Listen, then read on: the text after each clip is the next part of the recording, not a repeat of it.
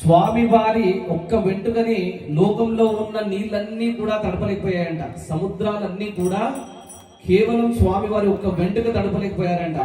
అంత పెద్దగా ఉన్నాడంట వరాహస్వామి. అలాంటి అద్భుతమైన స్వామి యశోదమ్మకి 2 చెంబులకు దొరికిపోయాడండి. 2 చెంబుల నీళ్ళకు దొరికిపోయాడు. ఎందుకంటే భక్తికి లొంగాడు, అక్కడ మాతృభక్తికి లొంగాడు అనమాట. అలాగా భక్తి శ్రద్ధలతో చేయాలండి.